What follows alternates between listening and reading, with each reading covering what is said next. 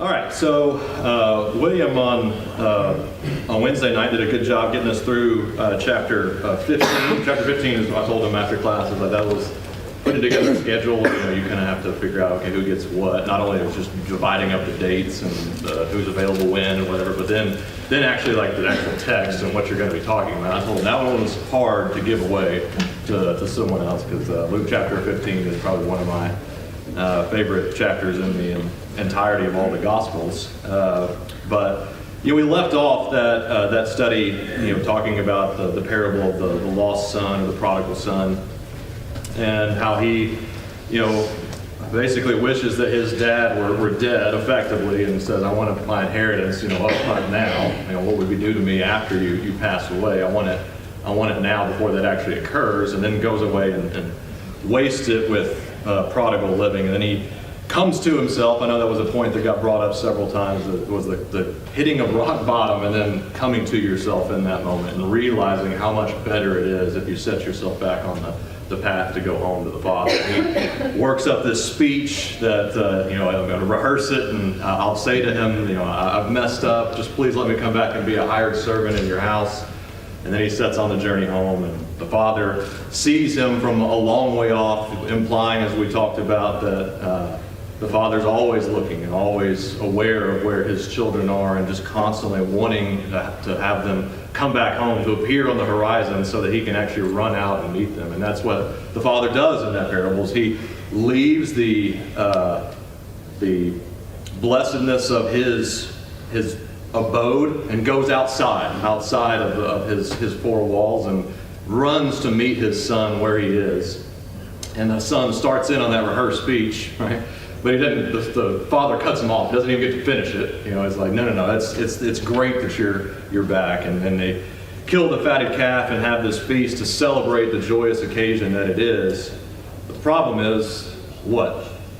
His son, right? Another son. Yeah, there's another one. And where is he? He's out in the field working. See, that's another piece that's interesting about that parable. He is also outside, right? He is also outside of where he's supposed to be in the house. And what does the Father do? Well, he basically tells the son, "You have always had." Yeah. He first actually goes outside again, right? He goes out again to this other son. So he went out to meet him where he was, and he tells him that you've always been with me, and all that I have is yours. It was right that we did what we did when your prodigal, your wasteful brother came back home. It was right that we did what we did. And then the story just abruptly ends, right? Because you got the actual resolution of the younger son. He comes back home. He's welcomed with open arms, and they have a party to celebrate his return, his coming to himself and being rejoined with the family. But the story of the other son just ends. There is no resolution. It's kind of, because that's ultimately the place of the Pharisees, the leaders here. They've had their place of prominence. They've always been with the Father. They had the resources at their disposal to be in this position that they're in. But the question remains, and the story abruptly ends, what are they going to do with it? And the story doesn't conclude in the actual parable itself, but it does conclude in real life. The older son drags the father outside and murders him. And that's the terrible conclusion at the end of the gospel that we'll see, that they made their choice because they were never going to be in the right way to begin with. And that really kind of leads into our study this morning of chapter 16, which contains really two parables. And Chase just said something to me before we started. He says, I'm excited because you never understood this one. I want you to explain it. And so that's a tall order. These are two of the first one especially is definitely one of the most confusing and even kind of debated about parables, what the actual intent is. I've got my opinion, and we'll talk about that. If you've got yours, you can bring it up as well. But you have the unjust steward parable, which I really think, and I'll go into some more detail in just a second, but I think the ultimate principle and point about it is, what are you going to do with what you've been given? You are ultimately a steward of something. And so what are you going to do with that? And ultimately with the way this steward thinks, are you planning ahead? Are you using what you have at your disposal to think and plan ahead with what the future holds? And then in the middle, or at the end I should say, I'll come back to the middle, The end of the chapter is the parable of the rich man and Lazarus, which is a story that most of us are relatively familiar with. But again, I think the point is ultimately the same. It's kind of just another kind of retelling of the first. What are you going to do with what you're given? You've been given something in life. You were a steward of something. What are you going to do with it? And he calls back Jesus. I think throughout this chapter is calling people back to basics, the Old Testament, the prophets, and the law. The ethical standards that God set up in the law aren't going away. Right? There's this new kingdom that's coming into the picture, but really what God was calling for all along is still what God is calling for. These standards of integrity and morality and treating people a certain way. And then to kind of conclude the parable of the rich man and Lazarus, it's never been about a lack of evidence or even understanding what's right and what God does call for. It's always been a lack of what do you want to do with that? Do you want to just drag the father outside and kill him because he didn't meet what your expectations were of him, or do you want to accept it because he's ultimately accepting of you? And then that middle section, verses 14 through 18, just almost seem completely out of place. Between these two parables, they kind of have generally speaking, a similar message. What is this middle piece about where the Pharisees are deriding Jesus and talking about what the law and the prophets were up until John, and everyone's pressing in violently to the kingdom, and it's easier for heaven and earth to pass away than for one little blot of the law to fail. And then in verse 18, that kind of seemingly throwaway comment on divorce, what does that have to do with what we're talking about? So we'll talk about all of those things and what that ultimately means, but I do want to kind of refocus, as I've tried to do in our classes, of ultimately where we're at in this story. And one of the bigger points that Luke is trying to get across to Theophilus and even presenting this material to him, and that's from Luke chapter 6, verse 40, which says what?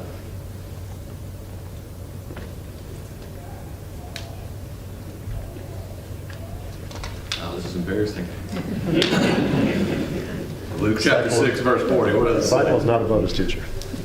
I heard it. About following your teacher. Something about following your teacher.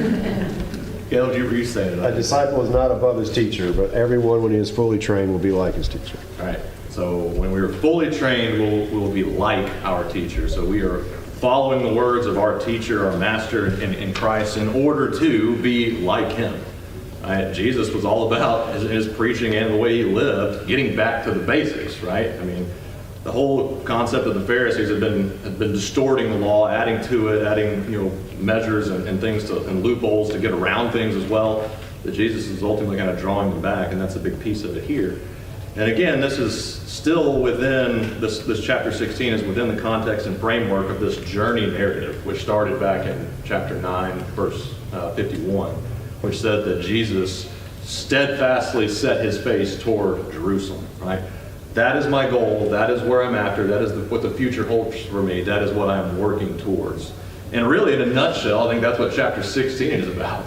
Do you have your eyes on the future? What is your ultimate goal? And are you working and living in such a way that you're trying to obtain that by the way you're going about and conducting yourself?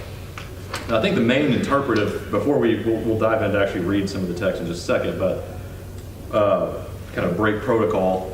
I think the real understanding to these complicated passages, both the unjust steward and even for that sake, the rich man and Lazarus, is in chapter 16, verses 8 and 9. So I want to read that first and talk about it just briefly, and then go back and read the parable, because Jesus kind of explains it in verses 8 and 9, but I think it'll be easier to start there. It says there in verse 8 that the master, take this we're ripping it out of context for just a second. Imagine you don't know the other stories, and let's just read these two verses alone, and then we'll go back and look at what they're about. So the master commended the unjust steward because he had dealt shrewdly. For the sons of this world are more shrewd in their generation than the sons of light. And I say to you, make friends for yourselves by unrighteous mammon, that when they fail, or when you fail, depending on the translation, that they may receive you into an everlasting home. Just to kind of kick this off, what are the sons of the world? What does that mean?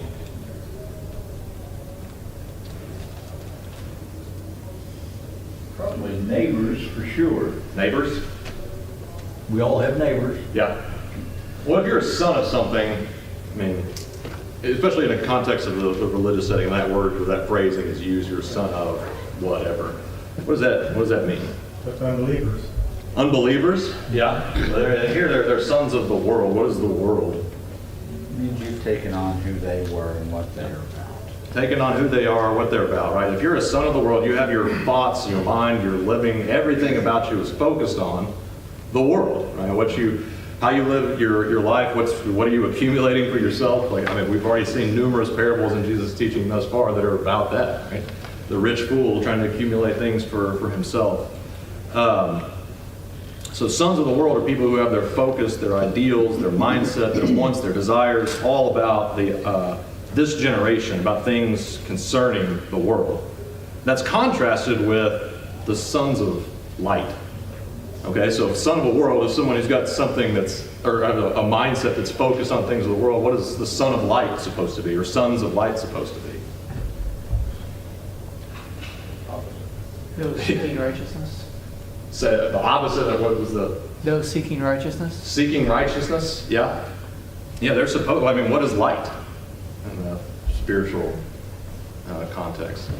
Light is supposed to be good versus dark is supposed to be bad. Yeah, light is good.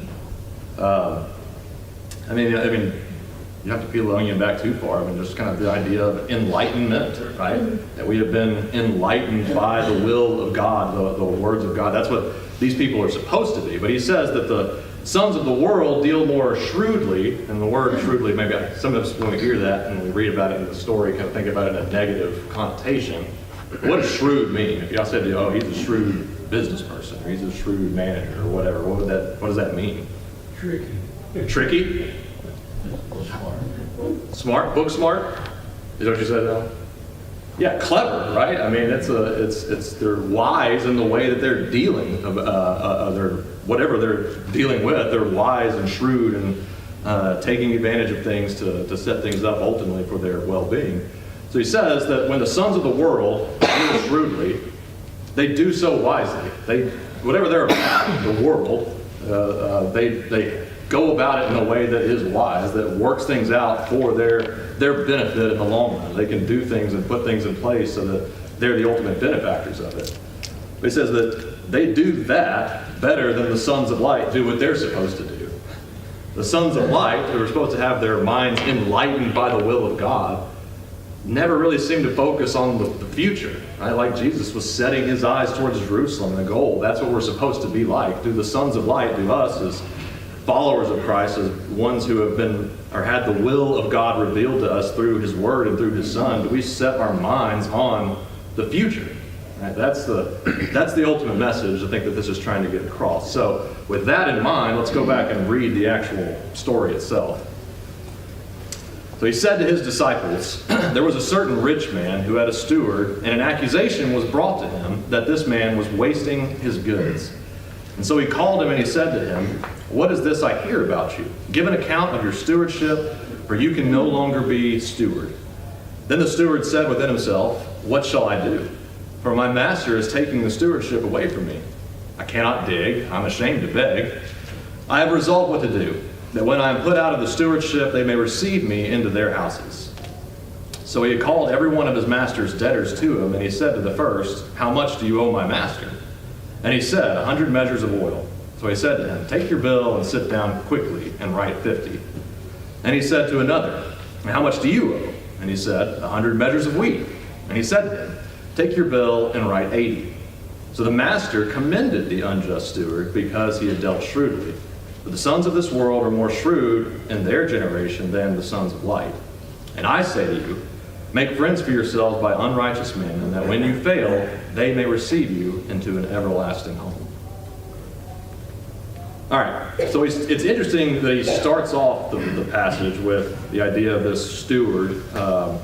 This accusation has been brought against him that he is wasting his goods. And the words there, from a Greek perspective, wasting his goods, the same words that were used to describe the prodigal son back in chapter 15, verse 13, that he took his possessions and he wasted them away with prodigal living. So he'd been a steward of something that was given to him, but he was wasting it. He was using it in such a way that was just kind of seeking after his momentary pleasures, and now it's kind of coming up to, or catching up with him. And so the master calls this guy out, says, I've heard something about you, it's time for an audit. Right? We got our accountants up here, Brian. It's time for an audit. You've got to explain yourself. Bring the ledgers, bring the books. We're going to go through every single line, and you're going to give an account for it. Because I think you've been skimming off the top. I think you've been working things away to make yourself be the benefactor of it in the immediate sense. So the steward says to himself, "What shall I do?" He can. We talked about this back with with chapter 12. Whenever Jesus makes the analogy that when you're going to be brought before the judge, you know what's going to happen when you get there. So you better take that time to set things right. So by the time you actually get to the courthouse, get to before the judge, you've settled things with your neighbor. But here this man is saying, what shall I do? He's like, I know what's going to happen. I'm going to get fired. He's going to look into the books, and I've lost my job. Well, there's digging. I could go out and be a day laborer. I could dig holes. But I've been an accountant for so long, my hands don't have any calluses. I can't do that. Right? I can't dig. I won't be able to do that. And I'm ashamed to beg, right? I can't be at the corner because, hey, I used to collect money from these people all the time and hound them to pay their bills. If I go out and try to beg from them, that's not going to end well, because I've been kind of hitting these people up to pay their own bills, and I can't beg from them after that. So what am I going to do? And so he says, I've resolved what I'm going to do. That when I am fired, I'll set up a plan so that they'll be the debtors, the people that I've been dealing with throughout my career, they'll take care of me after this. And ultimately, what's his plan? Stealing from his master. There is a little bit of debate about that and what this means and the way he's kind of handling these accounts. One view is, like Bob said, that he's actually stealing from his master in a sense. But there's two other pieces I think are pretty interesting from a historical context. If you recall, from a Jewish legal perspective, they were not allowed to charge insane interest rates, right? That was the whole concept of lending money to your fellow Israelites. You couldn't do so at hefty interest rates, because all it does is put them in ultimate servitude to you, because they'll never be able to pay it back. Well, as clever people often do, and clever business people often do, a way around that is I'll just hike up the price of the goods. It's not interest, so I'll just make it more expensive, and this way I'll ultimately recoup my costs and make even more profit. So one thing to think about is, from an oil perspective, the olive oil, what this is in reference to, or the wheat, those were, one of the commentaries I was reading was talking about, those are the normal markups for those particular two products. The oil, just based off of its shelf life and its durability in the long run, didn't last very long, but was extremely valuable. And so 50% or 100% markup on that, just to get to cover the costs with it. Wheat has a little bit longer of a shelf life, so its value is valued a little differently. So that's one thing. Another piece is that the delta between the two, the 500, 1,000, 80, 100, that they are what the commission for that steward would be, just handling this particular account. Sort of like tax collectors would do in the Roman system, where they'd go out and collect more from the people to actually make that was part of their wage, was collecting more of it. So in a sense here, I'm going to charge, I've been charging more so that I'm making my money as part of that deal. So his just kind of giving it up. So there are three options. He's stealing it. It was kind of a built-in interest rate, or it was his built-in commission. But whatever it is, he's wiping it out, right? I mean, it's a pretty sweet deal for the people that owed the master this amount of money, whether it was owed for him from a commission standpoint. But yeah, I'm going to cut that bill significantly. If you owe 100 measures of oil, take your bill and write 50. We're going to make it like that. That original transaction didn't happen from an audit standpoint. That probably drives us crazy, right? No, we'll redo the bill. We'll fix this. Make it to where you only owe half of that, or make it to where you only owe 80% of that. And of course, what debtor wouldn't take him up on that, right? That's a sweet deal. Of course I'll do that. Why is he doing this for these people ultimately? To gain favor with them by giving it to them at cost. Yeah, he's looking forward to his future. I'm about to lose my job. I'm being tossed out of the care and the protection of my master. I'm going to need a way to take care of myself. Well, how's y'all going to do it? I'm going to make it so these people will be indebted to me after the fact because I've given them some real good break and a real good deal right now. Yeah, Jay. I think we need to go back, just my personal opinion, go back to the story of the two boys. One freely admitted, I'm a sinner. The other one said, I've never sinned. I think that sums up mankind. We're of one of those two attitudes. The first one knows he needs mercy. The second one doesn't need any mercy, and he's not going to show any mercy. I believe that factors in right here to what this man does so shrewdly. He shows mercy to people. And Jesus said, with no mercy, don't expect any mercy. So the shrewdness, the wiseness, it seems to me, is he's showing mercy. Yeah. And he is expecting mercy. And there's nothing wrong with that. Yeah. Well, that's a good point because he's not, he's not doing it out of the goodness of his heart, right? He's doing it because he knows what the future holds and he's setting something in place to try to take care of himself after the fact. And that's what Jesus calls to mind here. That's what the elaboration is there in verses 8 and 9, that shrewd, unjust, unscrupulous people of the world have a vision in mind of what the future holds, and they work things out with that in mind. There is a future, I need to take care of myself here. But the sons of light, are you guys even doing it? There was an old phrase that that Christians are so heavenly minded they're no earthly good, or they're so earthly minded that they're no heavenly good. And it's kind of coming into play here, that if you aren't focused on the future and living your life in that way, then what good is that ultimately from a God's will perspective? The sons of the world, in their worldly mindset, take care of things by thinking ahead. But the sons of light, are you guys thinking ahead? You have the ultimate light at your disposal, the ultimate revelation from God and what He wants from you, but you think long term with what that actually means. So he says in verse 9, which is kind of another goofy verse to interpret. This is the New King James Version, but it says, "And I say to you, make friends for yourselves by unrighteous mammon." And unrighteous mammon there is not really in a sense the unscrupulously gained wealth, but it's just wealth that ultimately is not going to do you any good. Right? It has no lasting, everlasting righteous value in and of itself. But you've got it, and you've got it now. God has made you a steward. Are you going to make friends with it? Are you going to do good things with it so that, just like the unjust steward, after the fact, they'll be able to receive you into an everlasting home, right? That's what happens in the Lazarus and Abraham event, that he's received into the bosom of Abraham. But the unjust, rich man is the one who's cast into Hades. And the big contrast, Josh, is mercy versus no mercy.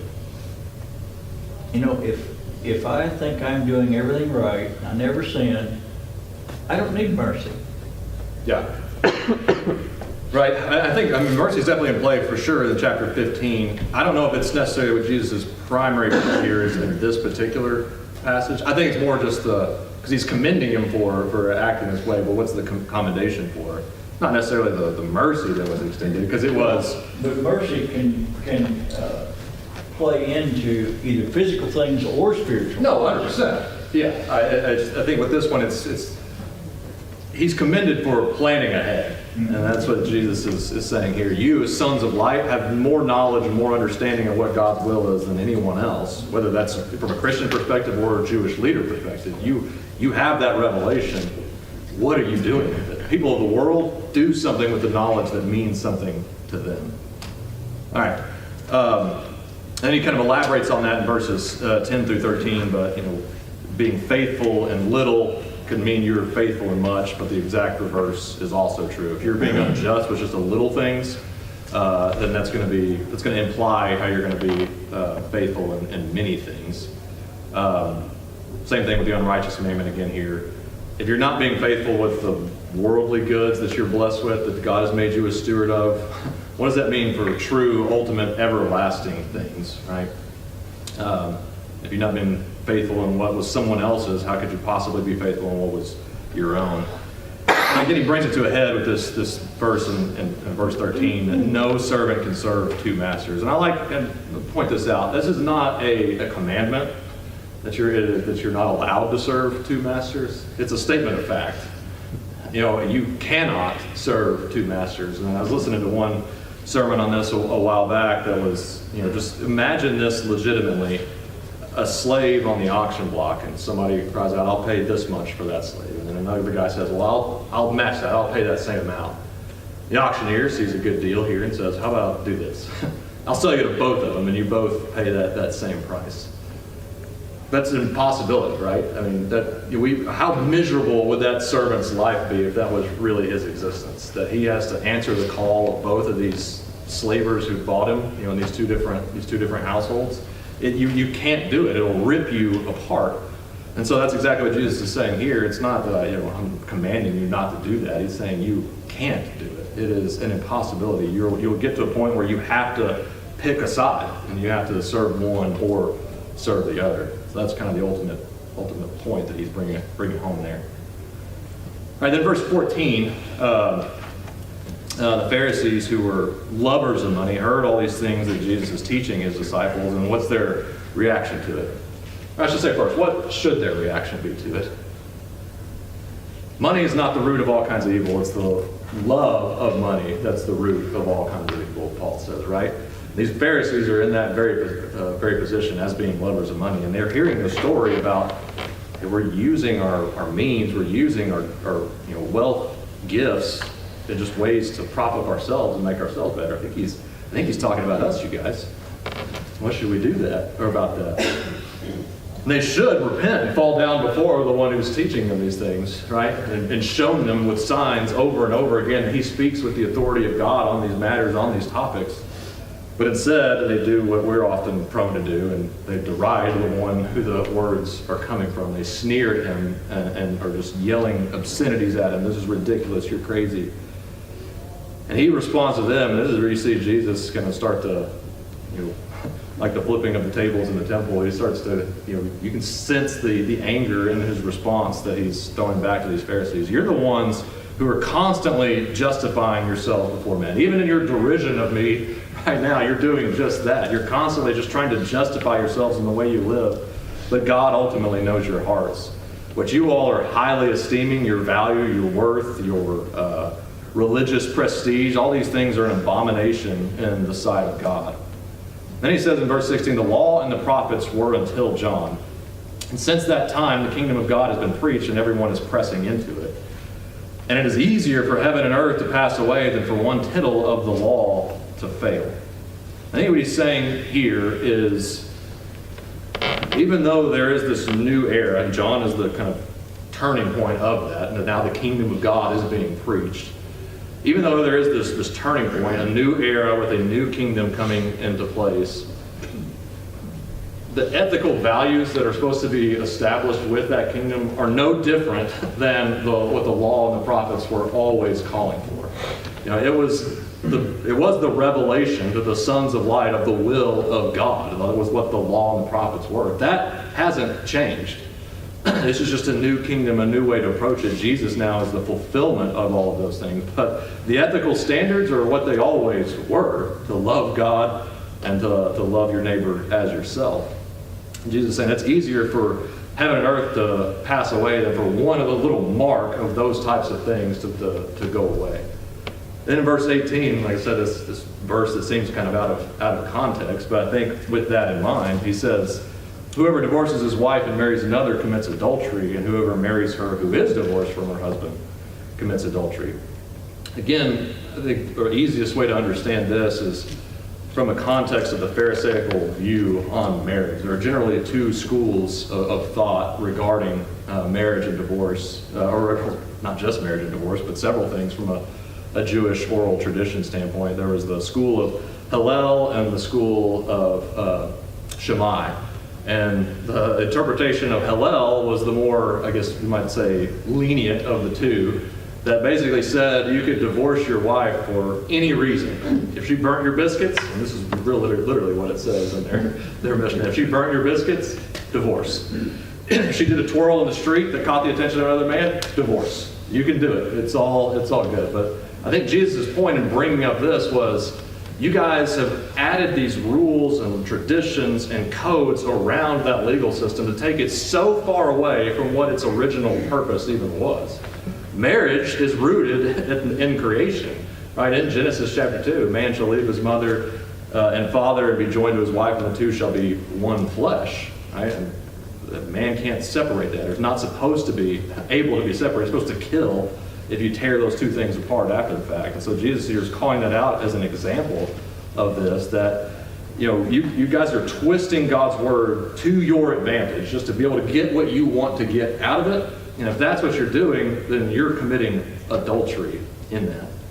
So it's an example here to kind of ultimately call that out, what the basic principle of God's word was and is, and God's basic principle for what marriage is a commitment made between these two people.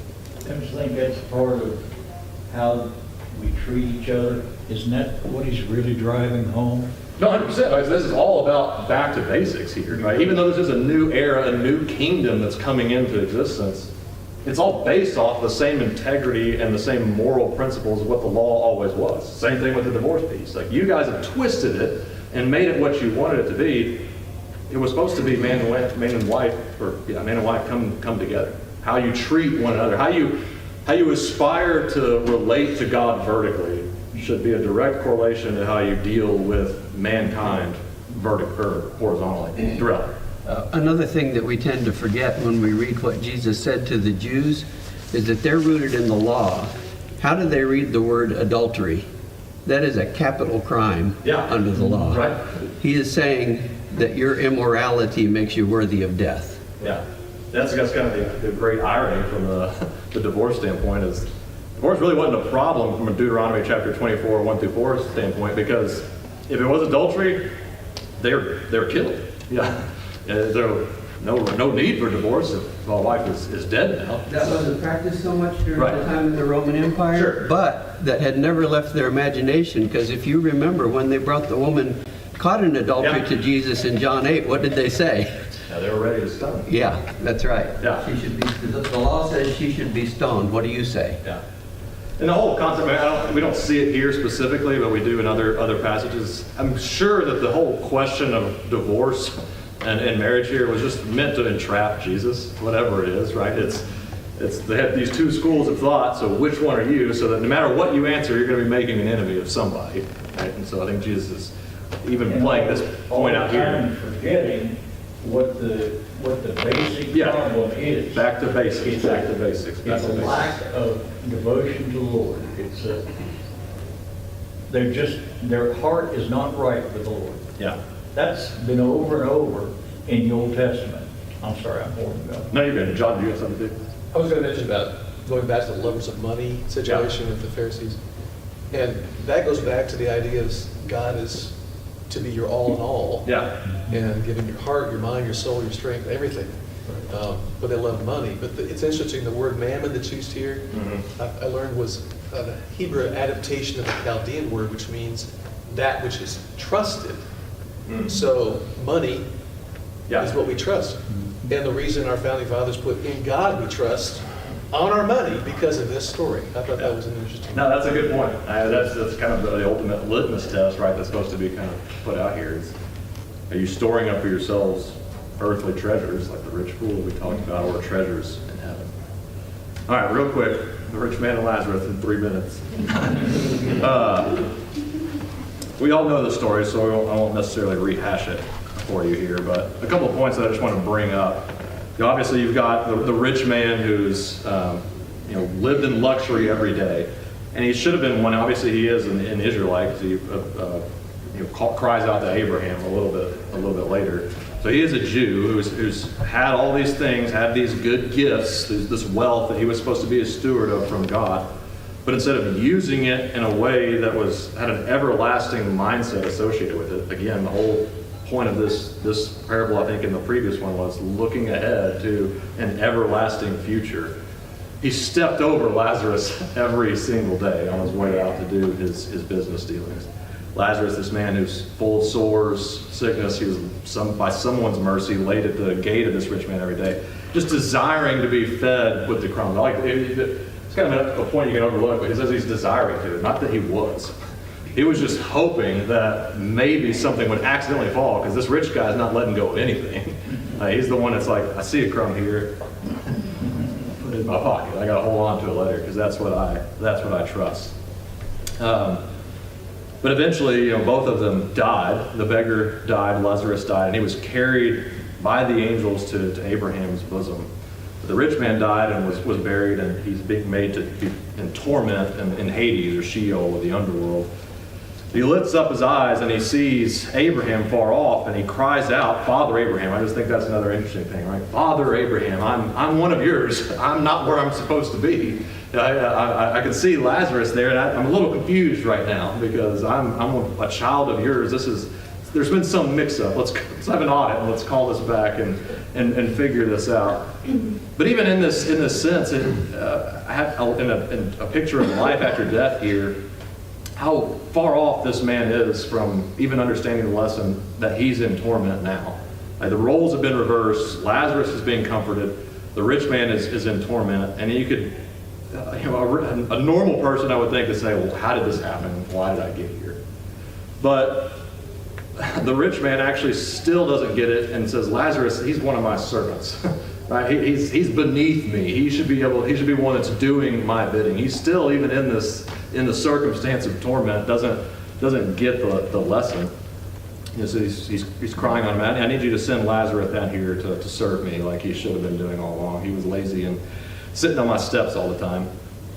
It says, but Abraham said to him, son, and again acknowledging that relationship, what he was supposed to be, what he had at his disposal all along, that sonship and being of the sons of light, or what that was supposed to be. Son, remember that in your lifetime you received good things, and likewise Lazarus evil things. But now he's comforted and you're tormented, and now there's nothing anybody can do about it. It's over now. It's been decided. I think another piece there, right? It's a sobering thought, and we've talked about it already, but there is a day coming when that's it. The time is called. In verse 27, Lazarus says, okay, well, I understand that maybe I'm here forever now, but we can fix the situation for my 5 brothers. So send Lazarus. Again, he's beckoning Lazarus to be some servant errand boy because he's just the lowly beggar. Go send him to my father's house because I've got 5 brothers, that he might testify to them, lest they also come to this place of torment. And Abraham said, again, a call back to the basics, right? It's not that hard to understand. I mean, Jesus' teachings might be hard to accept. They're not hard to understand. They have Moses and the prophets. Let them hear them. Like the ethical standards that were set up in the law and the prophets were the ones that you were stepping over every day when you had an opportunity to do something about it, and you never did. And he says, no, Father Abraham, but if someone goes from the dead, they'll repent.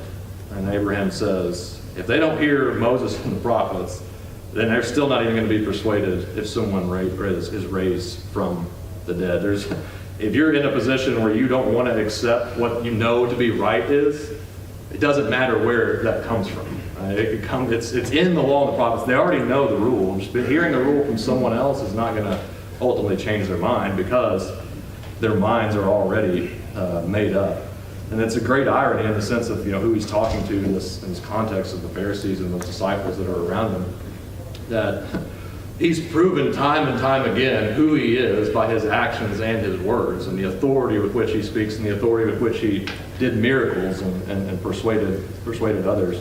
But still, they would never listen. They would never be persuaded, even though he had these proofs and seals of approval from God to go along with it. And another piece, it's kind of interesting. This is very well could be a not so subtle reference to Caiaphas and his 5 brother-in-laws and the real life Lazarus who was raised from the dead. Because what did Caiaphas, the high priest, want to do when Lazarus was raised from the dead? Did he believe, like, oh, wow, someone raised from the dead, we do have it wrong. This is incredible. We need to set things right. What did the high priest try to set in order? We got to kill that guy to the racial. We got to kill him again because this is going to be a problem for us. So their minds are already made up. That's what Christ's point was. So, long story short, live your life with an eye for the future. Go back to basics of what God wants from you, and set your house in order. All right. Thank you all. Chapter 17 on Wednesday.